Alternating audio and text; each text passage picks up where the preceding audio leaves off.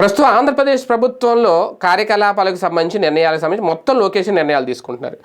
లోకేష్ అసలు ఆయన ఐడియాలు అది ఆలోచనలా, అది బ్రెయినా, ఐడియాల పుట్ట అన్నట్టుగా ఉంది ఒక్కొక్కటి.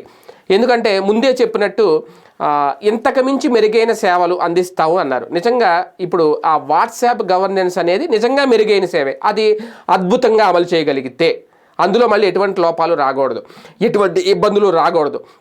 మాట్లాడితే సర్వర్ డౌన్ అయినాయి, హ్యాక్ అయిపోయింది, లేదంటే ఒకరికి సర్టిఫికెట్ ఒకరికి వచ్చింది, ఇలా కాకుండా పగడ్బందీగా ఎటువంటి లోపాలు లేకుండా చేస్తే కనుక దేశం మొత్తం ఇప్పుడు ఆంధ్రప్రదేశ్ వైపు చూస్తుంది. మొత్తం దేశంలోని మిగిలిన రాష్ట్రాలు కూడా లోకేష్ దగ్గరికి వచ్చి కూర్చుంటారు. అసలు ఎలా మీరు చేశారు, ఎలా సాధ్యమైంది అనేది. అప్పట్లో వైసీపీ వాళ్ళు చెప్పుకున్నారు, అసలు ఈ వాలంటీర్ వ్యవస్థను ఎలా ఏర్పాటు చేశారు, అన్ని దేశాలు అన్ని రాష్ట్రాలు మన వైపు చూస్తున్నాయి. అలాగే రేపొద్దున ఈ వాట్సాప్ గవర్నెన్స్ అందులోకి ఒకేసారి వందల్లో సేవలు మొదలు పెట్టేశారు.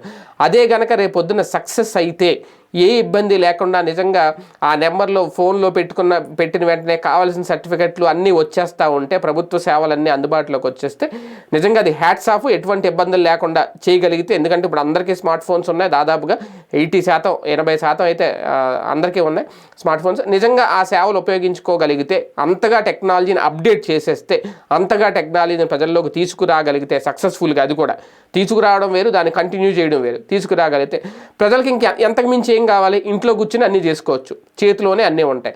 అంటే నారా లోకేష్ గారి ఐడియా ఇది కంప్లీట్గా, అందులో ఎటువంటి సందేహం అవసరం లేదు. దాన్ని కూడా ఆయనే ఓపెన్ చేశారు కాబట్టి వాట్సాప్ గవర్నెన్స్ని పూర్తిగా అందుబాటులో తీసుకురాబోతారు. ఇంకా భవిష్యత్తులో పూర్తిగా అన్ని సేవలు కూడా అందులోకి తీసుకురాబోతున్న నేపథ్యంలో ఇప్పుడు రాష్ట్రం అంతా ఇదే చర్చ. కాకపోతే దాని వర్కింగ్ పెర్ఫార్మెన్స్ ఏంటనేది కొద్ది రోజుల్లో తెలుస్తుంది.